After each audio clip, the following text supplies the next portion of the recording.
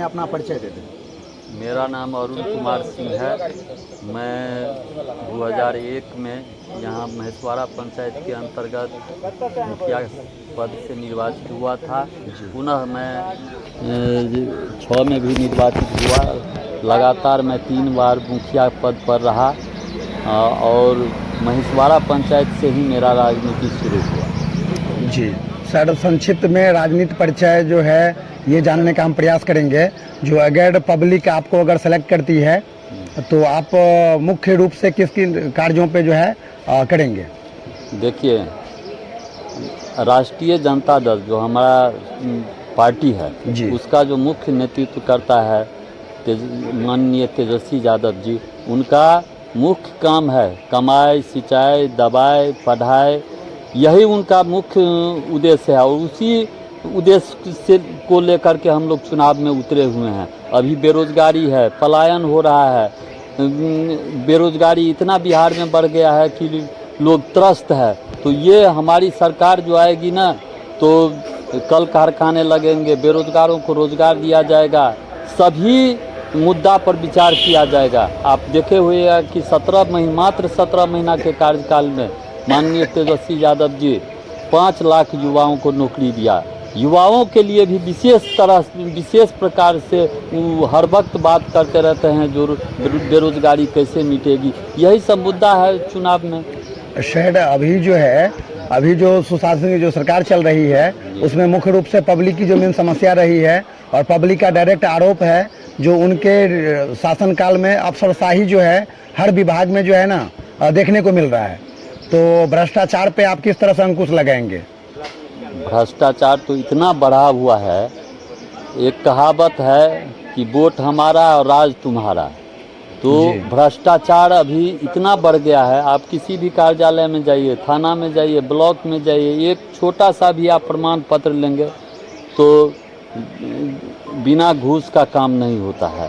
तो उस पर तो अंकुश लगा था जब हमारे 90 के दशक में जब लालू जी मुख्यमंत्री थे तो उस पर अंकुश लगा था, लेकिन पुनः फिर धीरे धीरे जब ये भ्रष्टाचारी सरकार जो यहाँ स्थापित हो गया, पुनः फिर भ्रष्टाचार बढ़ने लगा। तो इस पर तो अंकुश लगेगा, जब हमारी सरकार बनेगी तो निश्चित रूप से अंकुश लगेगा इस पर। लोग सड़क पर उतर करके फिर ब्लॉक में कब्जा करेंगे, थाना में कब्जा करेंगे, जो अभी भ्रष्टाचारी पदाधिकारी सब है उस पर अंकुश लगाएंगे। शायद अभी जो यहाँ की पब्लिक जो जिस समस्याओं से जूझ रही है उनका कहना है जो अभी जो विधायिका यहाँ की है वर्तमान में, तो बहुत सारी योजनाएं ऐसे भी है जिसका कोई टेंडर पास भी नहीं हुआ है और अपनी वर्चस्व को दिखाने के लिए जिसका कोई टेंडर रिलीज भी नहीं हुई है और उस तरह की योजना का शिलान्यास किया जा रहा है पब्लिक को कंफ्यूज करने के लिए।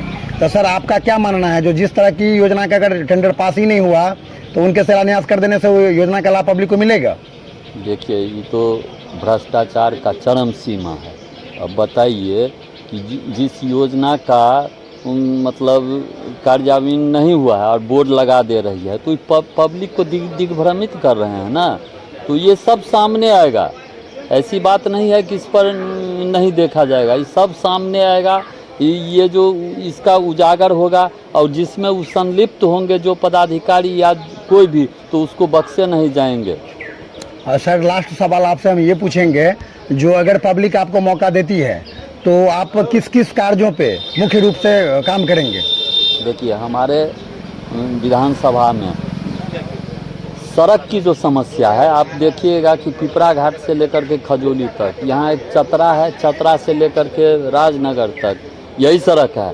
मतलब इतना जर्जर हो चुका है, सड़क चलने लायक नहीं है। और है शिक्षा है, स्वास्थ्य है, खास करके युवाओं के लिए यहाँ कोई व्यवस्था नहीं है। अभी सुनते हैं कि भारत सरकार के द्वारा खेल विभाग में इतना निधि है, लेकिन यहाँ खेल का क्या है? दूसरे स्टेट में जाइए, हर पंचायत में खेल का मैदान हो गया है। अब तो पढ़ाई और खेल दोनों बराबर है, शारीरिक शिक्षा और समान शिक्षा दोनों बराबर चल रहा है। इसीलिए जितना ही समान शिक्षा पर मतलब जोर देना चाहिए उतना ही शारीरिक शिक्षा पर जोर देना चाहिए। तो ये सब तो बहुत कमी है यहाँ। तो देखते हम जब बनेंगे तो युवाओं के लिए खेल के विषय में निश्चित रूप से उस पर हम विशेष बल देंगे, क्योंकि भारत सरकार खेल मंत्रालय द्वारा हम जानते हैं कि बहुत निधि है, लोग यहाँ यूज नहीं कर पाते हैं। जी सर, बेसिकली मैं बावड़ी से बिलोंग करता हूँ और अभी बावड़ी की अगर मार्केट में जब भी एक बार जाने का मुझे मौका मिलता है तो मुझे लग रहा है बावड़ी की स्थिति नर्क के सम्मान बना दिया गया है। तो मुख्य रूप से जो है ना, बावड़ी का पब्लिक काफ़ी आक्रोशित है, जो जब से उमाकांत जी का जो है ना के बाद मौका मिला इनको, तब से वहाँ की कोई भी विकास किसी तरह की खास करके सड़क के मामले में एकदम बाधित कर दिया गया। तो सर इस पे आप क्या कहेंगे?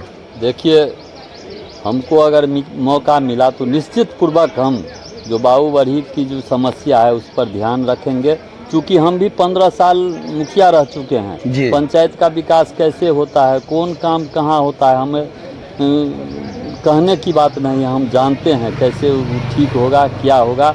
हम निश्चित पूर्वक मौका मिला तो हम बाबूबढ़ी के जनताओं को आश्वासन देते हैं कि बाबूबढ़ी समस्या को हम दूर करेंगे। जी, विस्तृत जानकारी अगले इंटरव्यू में आपसे जब मुलाकात होगी तो उसमें हम लोग पब्लिक को जो है विस्तृत जानकारी देंगे। जी प्रणाम। जी प्रणाम।